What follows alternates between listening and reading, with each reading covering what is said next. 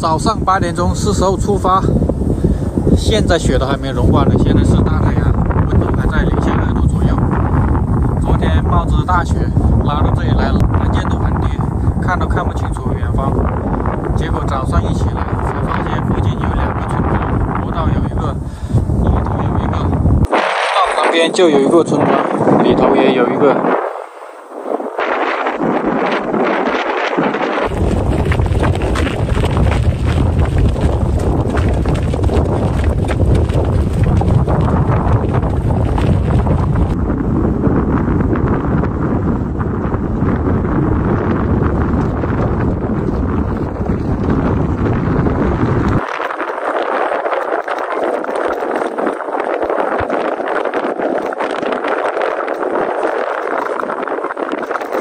还有小动物的脚印，不知道是应该是一种鸟类的脚印，只有1排。逆风骑行，阻力特别大，现在还刮大风，幸好只有10多公里到达县里面，骑着感觉比徒步还难，风太大，太难蹬。还有大风是一阵一阵的，越骑越沉。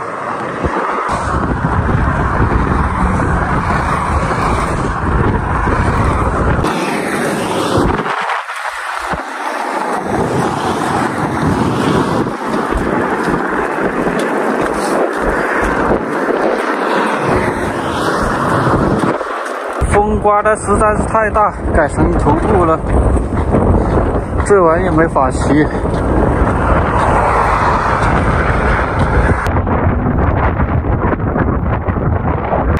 风实在是太大了，老铁们，这些草已经看见城市了，还有个5、6公里左右吧，太难了，已经徒步了好几公里。我挺好奇的，这种光缆有没有铜啊？老是在网上刷到那些人卷在身上用衣服包起来，这玩意不就是是电缆，是那个光纤电缆啊，好柔软啊，看到没？虽然是玻璃的。突然发现我头顶上有一个彩虹，一个完整的圆圈，因为直径太大拍不完整。太阳上面还有一个小圆，大圆包小圆了，看看直径太大了。这边又有一只小猫咪被压到了，他们这边的土壤是黑土啊，怪不得黑龙江这边的大米不能出口。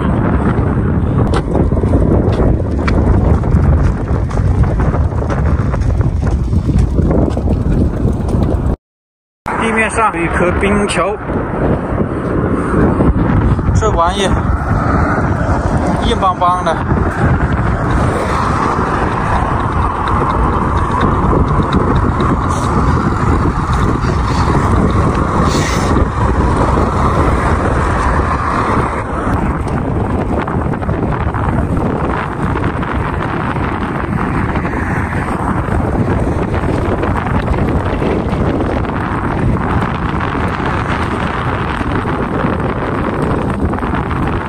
终于去到固榆县啦！逆风骑行太厉害了，阻力太大，基本上都是推过来的。现在进县里面去看一看，开始往左拐走城区。这还是一个公园啊！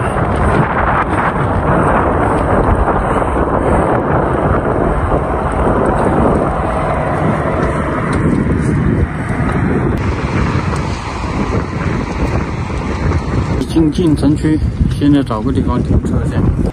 这个地方是他们的办公大楼啊，估计不能停车。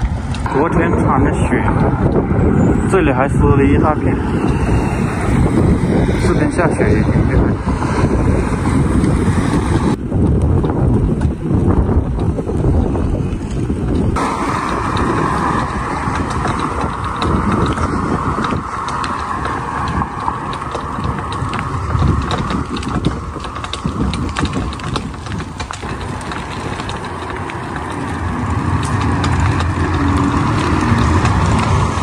车子就停在这个小巷里头了。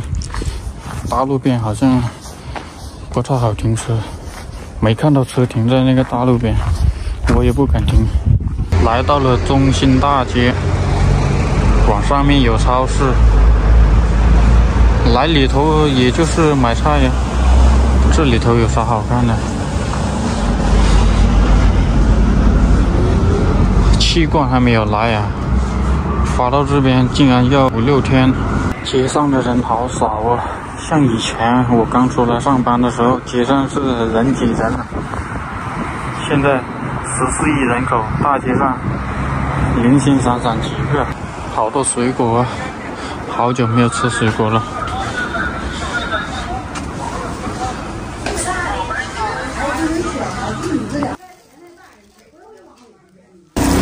买点水果，馋得很了，一进大城市就想买一点吃的。感觉长时间不吃水果，牙龈会出血。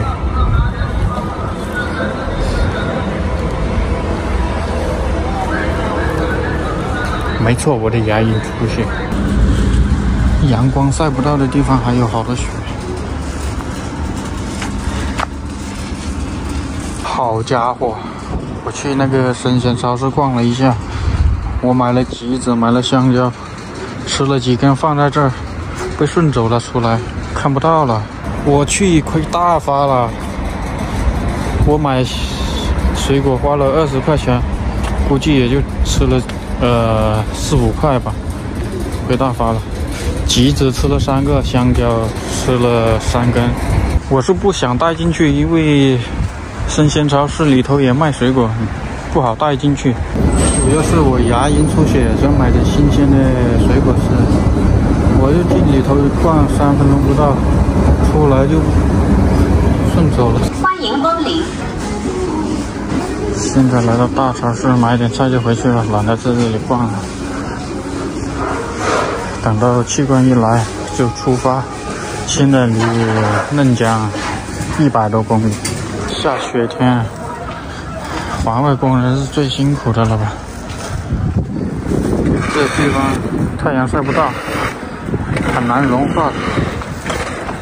终于不刮风了，刚才刮风老大了，刮风的话不好炒菜啊。我现在离嫩江还有190公里，整整的190公里。今晚就待在富源县这边，明天气罐已经到。看看什么时候到吧。一般情况下，它放在1站，然后晚上才会更新快递信息，有可能晚一点吧。反正拿到快递，咱们走多远就走多远吧。太阳已经下山，这一片的水看起来是融化了一点。到了晚上，上面一层又开始结冰。这里的水很浑浊。刚刚就在这里刷了一下锅，很浑浊的，现在已经冻上了。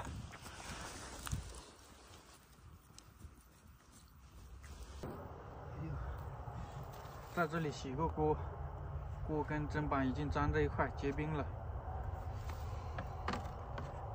亮堂堂的。在荒野生存，买菜是有一定的技巧的。要保存的时间长，像一些土豆啊什么的，是最好的。无论是冬天还是夏天，它坏的比较慢，而且还可以削皮。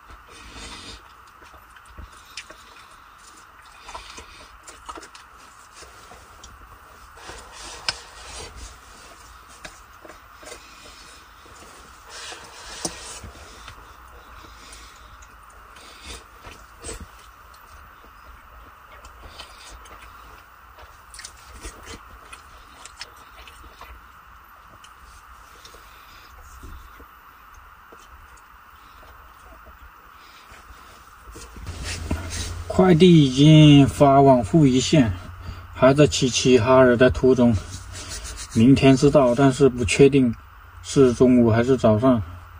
我特别希望的就是中午和早上，因为下午还有一点时间可以出发。如果是晚上，那就没办法了。按这个我的经验来讲，大概率是下午，因为他那个快递员他早上、中午、晚上把所有的快递送到驿站啊，或者是送我上门啊，然后等送的差不多的时候他才一起更新。所以说有可能是他快递早就放在那里，然后取件码我这边又不知道，因为他没有更新，一般都是晚上才更新，大概率应该是晚上。按照我的经验来说的话，如果明天太晚的话，我就在这边晒一下我的被子吧。我的被子近几天这边温度忽高忽低的，如果是冷的情况下就很容易那个表面吸水啊，晒一晒也可以。那么这个视频就先到这吧，明天再见吧。